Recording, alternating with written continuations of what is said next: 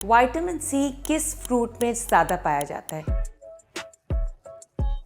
ये वो सवाल है जो बहुत सारे लोग जो है वो कर रहे होते हैं सर्दियों में, क्योंकि सर्दियों में हमारी इम्यूनिटी लो हो रही होती है। विटामिन सी एक बहुत ही अहम न्यूट्रिएंट है जिससे हमारी कुव्वत मुदाफ़ियत जो है वो स्ट्रांग हो रही होती है। आज मैं आपको एक हैरान कुन बात ये बताऊंगी कि बहुत सारे लोग समझते हैं कि oranges are the good source of vitamin सी।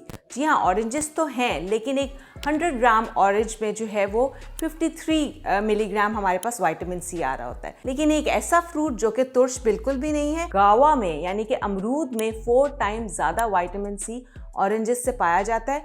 यानी कि 180 मिलीग्राम हमारे पास गुआवा में विटामिन सी आएगा अगर हम 100 ग्राम फ्रूट लेंगे। तो ऐसा फल जो कि तुर्श भी नहीं है और हमारा गला भी बिल्कुल नहीं ख़राब करता और विटामिन सी से भरपूर है, जिसकी वजह से हमारी स्किन हेल्थ बहुत अच्छी होगी और हमारी इम्यूनिटी और कुव्वत मुदाफ़ियत अच्छी होगी। तो विंटर्स में इसको ज़्यादा से ज़्यादा अपनी डाइट में इस्तेमाल करें।